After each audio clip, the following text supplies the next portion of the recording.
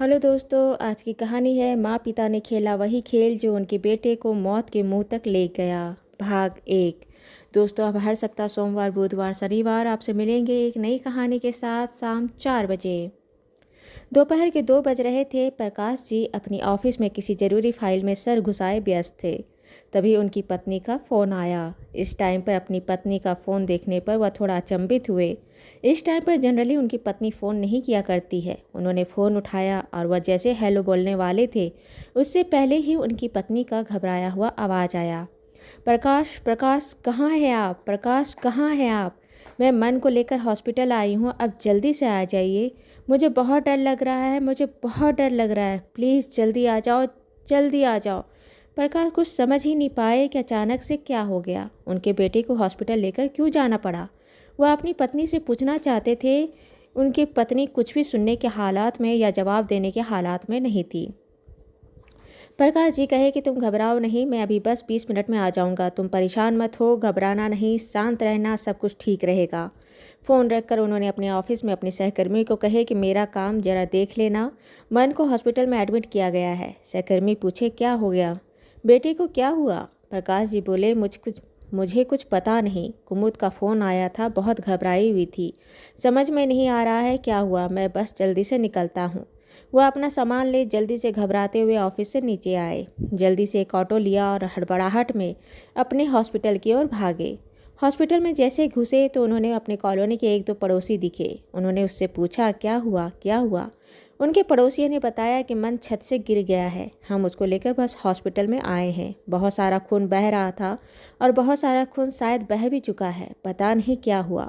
Doctor अभी तक कुछ बताए नहीं हैं। वह हॉस्पिटल के अंदर गए तो देखते हैं ऑपरेशन रूम के बाहर में उनकी पत्नी कुमुद जी बैठी है। कभी उठती, कभी बैठती, कभी इधर उधर घूमती। कुमुद जी जैसे अपने पति प्रकाश को देखी, वह दौड़ के उनके पास आ गई। लगभग उसका हाथ पकड़ उनके गले लग के बोली, प्रकाश क्या हो गया, प्रकाश क्या हो गया? हमारा बेटा ठीक हो जाएगा ना? मुझे बहुत डर लग रहा है, मुझे बहुत डर लग रहा है। मेरा मन, मेरा मन, मेरा बच्चा। पता है प्रकाश, वह खून से लथपथ था। पता है प्रकाश, वह होश में नहीं था। प्रकाश हमारा बच्चा, हमारा बच्चा। प्रकाश जी किसी तरह कुमुद जी को शांत कराए, बोले चिंता मत करो, सब ठीक होगा। थोड़ी देर बाद ऑपरेशन खत्म होने के बाद डॉक्टर बाहर आए। डॉक्टर ने बोला कि प्रकाश 3 मंजिला इमारत से नीचे गिरा है। क्यों गिरा है, कैसे गिरा है, इसका तो अंदाज़ा नहीं, लेकिन गिरने से उसकी जांघ की हड्डी टूट गई थी और टूटकर हड्डी बाहर आ गई थी। उसे यहाँ तक लाने में बहुत सारा खून बह चुका था, इसलिए हमें तुरंत ही ऑपरेशन करने का निर्णय लेना पड़ा। साथ में उसकी पसली की 1-2 हड्डी टूट गई है और सर में थोड़ा चोट आया है। हमने अभी उसकी जांघ की हड्डी का ऑपरेशन किया है। अभी उसको 2-3 दिन ICU में ही रखेंगे। उसकी हालत देखकर उसको फिर जनरल वार्ड में शिफ्ट करेंगे। डॉक्टर ने कहा उसे थोड़ा होश में आने दीजिए, वह अभी थोड़ा ऑब्जर्वेशन में है। जैसे वह होश में आएगा आप उसे देख सकते हैं। प्रकाश जी बोले ठीक है। दोनों पति पत्नी ICU के बाहर में घूमते रहे, घड़ी के कांटे को धीरे धीरे आगे बढ़ते देख रहे थे। कुछ घंटे के बाद नर्स आकर कही कि आपके बेटे को होश आ गया है, आप जाकर देख सकते हैं। पति पत्नी दोनों अंदर जाकर अपने बेटे को देखे। बेटा हल्की बेहोशी की आलम में अपनी माँ पिता को देखा। प्रकाश जी ने अपने हाथ हिलाकर उसे सांत्वना दिए, घबराना नहीं, मैं तुम्हारे साथ हूँ। और माँ की आंखों से आंसू बहने लगे। ऑपरेशन करने के बाद उसे वार्ड में शिफ्ट किया गया। उसकी जांघ के ऑपरेशन के कारण उसे अभी भी बहुत ही प्रिकॉशन में रखा गया था। प्रिकॉशन इसलिए क्योंकि जरा सी लापरवाही से उसका एक पैर लंबा और छोटा हो सकता था, इसलिए डॉक्टर बहुत एहतियात बरत रहे थे। पसलियों का ऑपरेशन नहीं करके उसे कंजर्वेटिव तरीके से कंधों में बैंडेज से 8 स्टेप लिए कंधों को बांधा गया था। 2 सप्ताह अस्पताल में रहने के बाद मन को घर के लिए डिस्चार्ज किया गया। प्रकाश जी और कुमुद जी अपने बेटे को लेकर घर आए। घर में भी उसका सारा दैनिक क्रिया उसके बिस्तर पर ही होती थी। उसकी माँ या पिता खाना खिलाते, दैनिक क्रिया, शरीर का स्पंज कराना, नहलाना, सब कुछ उसका बिस्तर पर ही होता। कुमुद जी रात को मन के कमरे में ही बगल में बिस्तर डाल सोती। पूरे 2 सप्ताह के बाद जब वह धीरे धीरे थोड़ा चलना, अपना पैरों पर वजन लेना शुरू किया और बैसाखी के सपोर्ट लेकर जब वह थोड़ा थोड़ा चलने के काबिल हुआ तो वह अपना दैनिक क्रिया के लिए खुद से बाथरूम जाने लगा। जब से वह अपने पैरों पर हल्का हल्का चलकर बाथरूम तक जाने के लायक हुआ तो उसके बाद उसने वह अपनी माँ और पिता को कमरे में सोने से मना करने लगा। आप जाओ अपने कमरे में, मैं कर लूँगा, आप लोग परेशान मत हो, मैं अकेला रह सकता हूँ। जब मन किसी भी हाल में तैयार नहीं हुआ तो कुमुद मन के कमरे से बाहर आ गई। लेकिन कुमुद अपनी इकलौते बेटे को अकेले छोड़ नहीं पाती थी। अपने बेटे के खोने के गम से जो अभी अभी उभरी थी, वह डर उनमें इस कदर समा गया था, इस कदर वह सहम गई थी कि उन्हें हमेशा डर बना रहता है उनके पीछे क्या हो जाए। माँ पिता ने मन को कमरे का दरवाज़ा बंद कर सोने से मना किया था। कुमुद मन के कमरे के बाहर में एक गद्दा डालकर सोती। जरा सा खटक या आवाज़ भी होता तो कुमुद सिहर उठती, झांक के देखती कि उसका बेटा सही है कि नहीं, सही सलामत है कि नहीं, क्या हुआ क्या नहीं हुआ, यह आवाज़ कैसी आई। कुमुद की हालत प्रकाश जिसे छुपा हुआ नहीं था। कभी कभी वह ऐसे ही अपनी पत्नी को अपने बेटे के कमरे में से बाहर गद्दा डालकर सोते हुए देख के उसका वीडियो बना लेते और उसका फ़ोटो खींचते। जब थोड़ी सी स्थिति स्थिर हुआ तो प्रकाश जी अपनी पत्नी कुमुद से पूछे कि मन छत से गिरा कैसे। कुमुद बोली, मुझे भी नहीं पता, हम दोनों घर पर ही थे। वह खाना खाया, बोला मैं आ रहा हूँ। फ़ोन अपना देखते हुए वह चला गया। थोड़ी देर बाद जब वो हो हल्ला की आवाज़ आई तो मैंने ऊपर अपनी बालकनी से झांकी तो देखती हूँ कि मन नीचे गिरा पड़ा है, बहुत खून बह रहा है और उसका पैर भी मुड़ा पड़ा है। मैं भागकर नीचे आई और 2-4 कॉलोनी के लोगों को लेते हुए अस्पताल पहुँची और आपको फ़ोन किया। पता नहीं वह गिरा कैसे। प्रकाश जी के मन में यह सवाल तो बहुत टाइम से था, लेकिन घर की स्थिति देखते हुए, बेटी की नाजुक हालत देखते हुए, अब पत्नी की उससे भी ज़्यादा दयनीय हालत देखते हुए वह कुछ पूछ नहीं रहे थे। लेकिन अब प्रकाश जी हर हाल में जानना चाहते थे कि आखिर मन छत से गिरा कैसे। कुमुद और प्रकाश जी दोनों ही एक दूसरे से बात करने के बाद निष्कर्ष निकालने की कोशिश कर रहे थे कि बात क्या हुआ है। मन से थोड़ा बहुत हल्के लहजे में पूछे कि बात क्या हुआ था, वह छत से गिरा कैसे। लेकिन मन ने बात को गोल गोल घुमा फिरा कर बात की। प्रकाश जी कुछ जान नहीं पाए। छत से गिरने की वजह से उसका मन का फ़ोन टूट गया था। मन बहुत दिन से प्रकाश जी से कह रहा था कि पापा मेरा फ़ोन बनवा दो, लेकिन प्रकाश जी के पास समय नहीं था कि वह फ़ोन बनवाने के लिए मार्केट लेकर जा सके। इधर घर में मन के दोस्त अधिकांशतः मन से मिलने, उसके हालचाल जानने के लिए आते रहते थे। कुमुद जी उन दोस्तों से भी बातों ही बातों में बात निकालने की कोशिश की कि आखिर मन छत से गिरा कैसे। उन्हें कुछ भी हाथ नहीं लगा। 2 दिन बाद मन का फ़ोन बन गया। प्रकाश जी मन को फ़ोन देने से पहले सबसे पहले उस फ़ोन को खंगालना शुरू किए।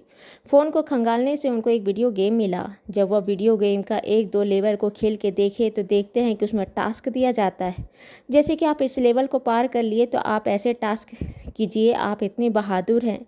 इससे आप कंफर्म कर पाओगे कि आप अगले लेवल में जाने लायक हो कि नहीं हो, आप कितने कायर हो, आप कितने बहादुर हो। वह इस तरह से गेम बनाया हुआ था कि टास्क पूरा करने, एडवेंचर पूरा करने के जुनून और लालच में उस पर बड़े लोग इतना अट्रैक्ट हो रहे थे तो बच्चे कैसे नहीं होते।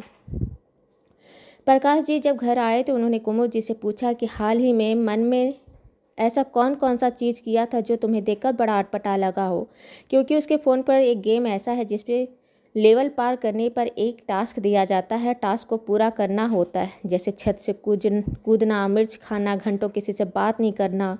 ऐसी बात पर जब कुमुद जी अपनी बात से सुनी तो वह बोली, हाँ ऐसा हुआ था।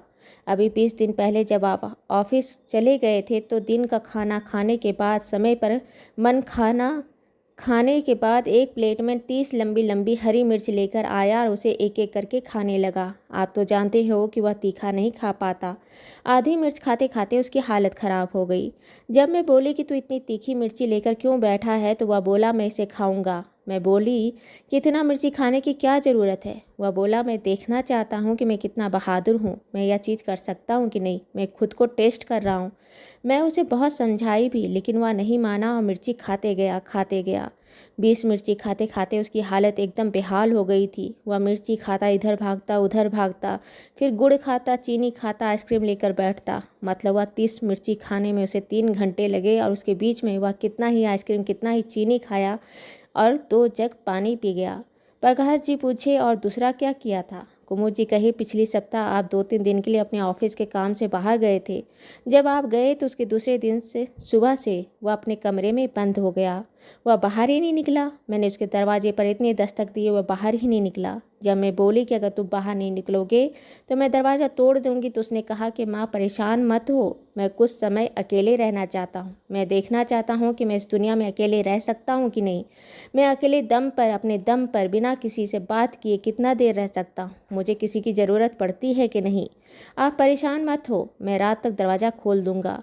जब उसने ऐसा कहा तो मैं फिर थोड़ी निश्चित हो गई, लेकिन जब तक रात होने तक उसने दरवाज़ा नहीं खोला मेरे प्राण लटके रहे। मैं उससे कुछ कहती तो वह गोल गोल जवाब देता और कहता, आप बेकार ही परेशान हो रही हो, ऐसा कुछ नहीं है, मैं बड़ा हूँ, समझदार हूँ, अपना भला बुरा सोच सकता हूँ। घर में मन से मिलने आए उससे खास दोस्त से प्रकाश जी ने सख्ती से पूछताछ की तो उसने बता दिया कि मन फ़ोन में एक वीडियो गेम खेलता है जिसमें हर 2-3 लेवल के बाद एक टास्क दिया जाता है, जैसे मिर्च खाना, मंजिल से कूद जाना या फिर खुद को अकेले रूम में बंद कर लेना। मन ने जितने भी काम किए थे यह इस खेल में मिले टास्क का असर था। मंजिल से कूदने का भी गेम में ही मिले हुए टास्क का असर था। प्रकाश जी बहुत चिंतित हो गए। उन्होंने अपनी पत्नी कुमुद को हर बात बताया। जब कुमुद सुनी तो उसका भी मन बहुत दुखी हो गया कि हम सब कुछ कर सकते हैं, हम सब इंसान से लड़ सकते हैं, किसी दुश्मन से लड़ सकते हैं, लेकिन ऐसे गेम से हम कैसे लड़ सकते हैं। आज के ज़माने में आप अपने बेटे को फ़ोन देने से मना नहीं कर सकते और आप हर समय 24 घंटा पहरेदारी नहीं कर सकते कि वो अपने फ़ोन में कौन सा गेम डाउनलोड कर रहा है, कौन सा गेम खेल रहा है और कौन सा गेम की वजह से उसकी जान जाने की हालत तक पहुंच सकता है। आप कैसे जानोगे? हम क्या करें प्रकाश, हम क्या करें? प्रकाश जी कुमुद जी की सारी चिंताओं को समझ रहे थे। उन्होंने पत्नी के कान में कुछ फुसफुसा कर कहे, प्रकाश जी और कुमुद जी अपने बेटे को मौत के मुंह से बचाए, लेकिन बेटे का इस दयनीय हालत का कारण पता चला तो वह क्यों डर गए। वो अपने बेटे को सबक सिखाने के लिए क्या करेंगे, जानने के लिए देखिए कहानी का अगला भाग, भाग 2। दोस्तों ये कहानी आपको अच्छी लगी हो तो इसे लाइक करें, शेयर करें, सब्सक्राइब करें और मिलते हैं एक नई कहानी के साथ एक छोटे से ब्रेक के बाद। धन्यवाद।